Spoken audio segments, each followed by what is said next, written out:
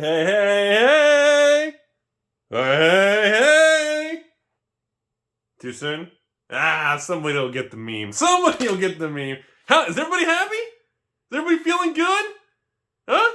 So, talking about mystical archives today. So, Strixhaven's been out a couple weeks. Still on allocation period. Draft boxes purposely held at bottleneck. We got another probably 45 days till they release the bottleneck of allocation period, where the full supply will even hit the market. I don't want anyone messing around. I apologize for thinking this is funny. It's not funny at all. It's not funny at all.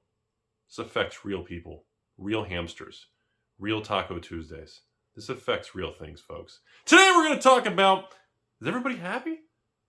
Is everybody with the pitchforks and money is evil and the world has gone to hell? Is everybody happy? Did everybody get what they want? Is everybody feeling good about this shit? So, let's go over the data. 63 mystical archives. Beautiful cards. Look fucking great. I thought they looked pretty sweet. You know what's amazing? Yeah, we're already going on a tangent in this video. It's only been like a minute. You know, I remember I got this Amon Kitty Cat Invocations GCF box. For those of you who weren't around 3 years ago, this is the Amon Kitty Cat Invocations, which were the lottery cards. GCF was the good card frame box. Okay? And inside of it was a bunch of condoms because the artist got screwed over. Anybody remember that? Probably not. Most of you are not around. The people don't watch my channel and I'm a terrible person. Yeah, we've heard it all. So, I put that there because I remember the card frames. You couldn't read the card. And the professor even made a video saying, Rudy, reading the card explains the card. And I was like, I can't read the fucking card. I can't read it. I can't see what I don't read Yu-Gi-Oh! Real well. And I remember that stuff, And the funny thing about it is I had cut off my mass box opening business about a year before that, or 2 years before. I can't remember when that was. Yeah, 2015 I cut it off, so that was 2017. And I remember seeing the price of the lottery cards in Amon Kitty Cat, being like $10, $15, $20. And I was like, even if I did like the creepy face meme. I was like I did that whole thing. And I was like, even if you get a lottery card, one in every 3 booster boxes or something? Or every, what was it? You get a lottery card, was it 1.5 lottery cards per case of 6? Oh, so maybe 1 lottery card every 4 boxes?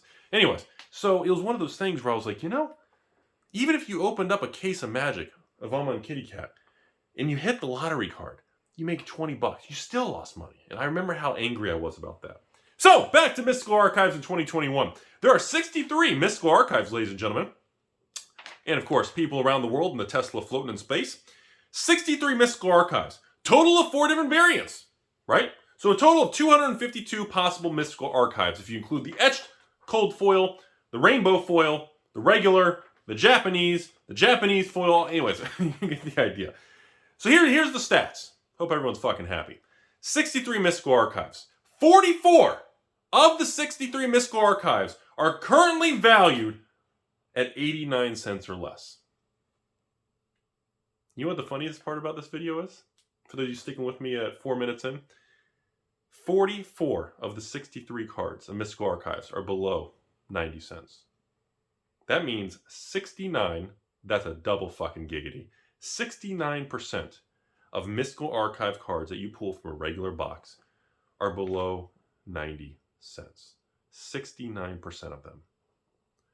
44 of the 63 cards are below 89 cents. Of which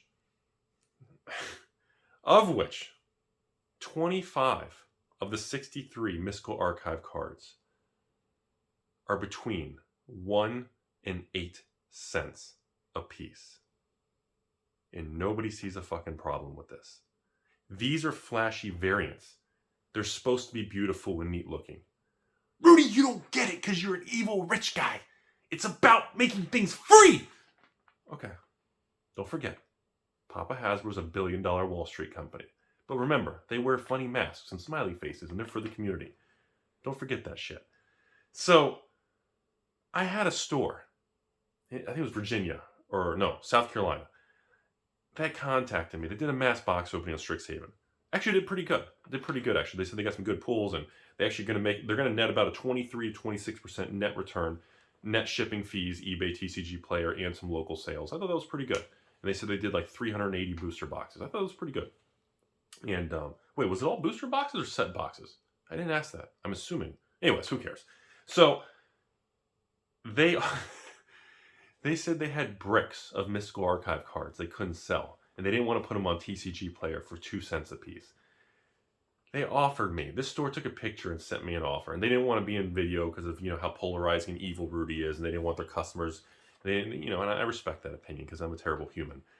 And they sent me a picture offering me Mystical Archive cards at 2 cents a card.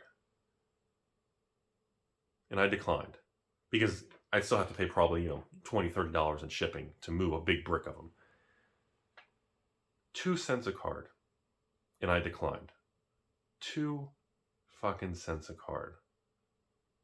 And it was a variety of 200 copies of a bunch of different ones or something. I don't remember. It was 10 different cards of 200 copies, even if they're the cheapest ones. Go on TCG Player, hit Mystical Archives, hit sort by cheapest. I'm sure you can see them.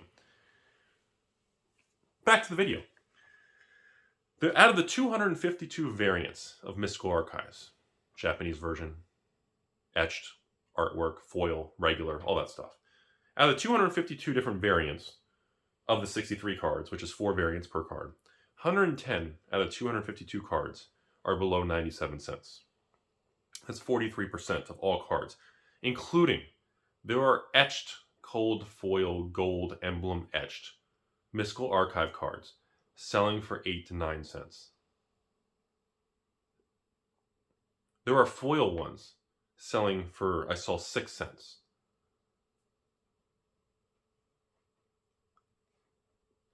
I am assuming I'm the minority here, and everybody else, this is what everybody wanted. Because clearly, the product's great. I think the cards look flipping amazing.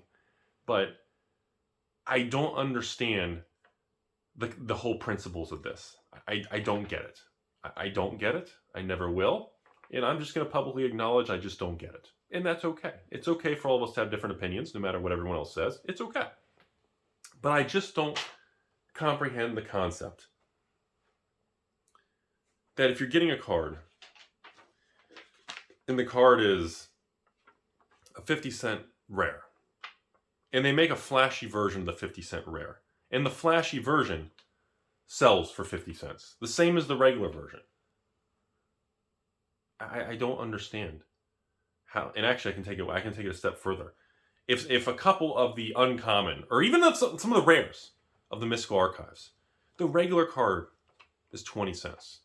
The Mystical Archive flashy version is 15 cents. I don't understand the purpose of even making a collectible card game, because it's no longer fucking collectible. It doesn't mean anything. I turned down bricks of Mystical Archive cards at 2 cents a card because I don't see any value. I see zero value. I see no opportunity, no long-term bullishness, no long-term benefit, because again, there are millions of these printed, millions. If every single pack has it, even if there's 100,000 draft booster boxes in the majority after multiple print runs or whatever, let's just, who knows what it's going to be. Let's just say 100,000 even number booster boxes. Do the math, folks. 100,000 booster boxes, 36 packs a piece. What's 36 times 100,000? You guys know what it is. It's a couple million, baby. And then you factor in collector boxes, which have tons of them. Factor in the set boxes. You're looking at probably 5, 10 million, maybe 20 million total printing of all these cards. Some of the uncommons will have more, and some of the mythics will have less. But it is so astronomical. And you compare that to even back in the day of the Amon Kitty Cat GCF good card frame box.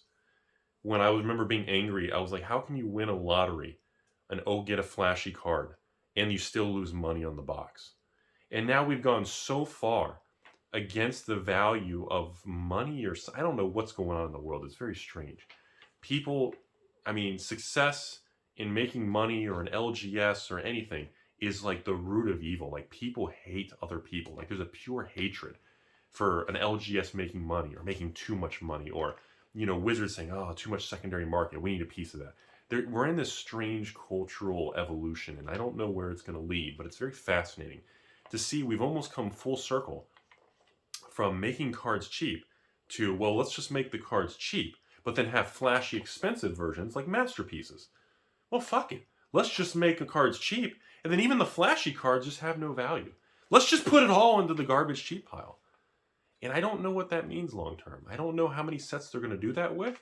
I don't know if this is all just fairy dust fugazi, and long term, this video is just going to age like garbage, and it's just going to be, they're going to go up anyways. Maybe I'm just completely wrong, and that's okay too. But I just have to acknowledge to you all that I hope everyone else is happy, because I don't understand how Mystical Archive cards being 2, 3, 5, 8, 9, 14, 16, 17 cents, and 69% of Mystical Archive cards have no value. You can't even put a stamp on an envelope and even make a quarter from the card. I don't understand how that's healthy. I don't understand how a collectible card game is built on the premises of secondary market, the ability to trade and work with other people who are in the hobby with you, and create a very healthy, strong ecosystem of exchange and barter and trading. And yet, if you dissolve it all to nothing, what's going to happen in a couple years? Let's say 1 year from now. Let's say young Timmy joins Magic, puts thousands of dollars into Strixhaven cards, and all the old cards and all these rare cards keep going up, and his whole collection's filled with cards that the guy can't even buy list. A store won't even buy. Like, they're not even listed.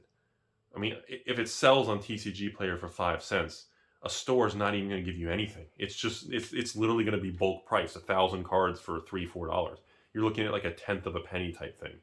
And I don't understand how that's a good experience to bring someone new and extend an arm out to bring them into the Magic world. I firmly believe that young people and people joining Magic, even older individuals discovering Magic, I guess anyone who discovers, I guess age doesn't really matter, anyone who discovers and be a part of Magic, and they spend money in this ecosystem, I believe those people work hard for their money. And I believe those people who are getting into Magic, even if they're going to their local Amazon, corner store at the gas station near the women's bathroom, even if they're buying packs there, I still feel when they spend their money that they probably worked very hard for, worked at a job that they did just enough to not get fired, and put up with a boss that's a complete asshole just to help them through the day. That's what they have to go through to get that money. And when they spend that money and they choose a hobby like Magic, I feel that person should be exchanging into cards that have some form of value to represent the work they put into it. And I think that's fair. And I think a special variants that are collectible, that you don't need to buy to play the game, I think should maintain some form of value so these people's money is not just dissolved into nothing, into the corporate machine.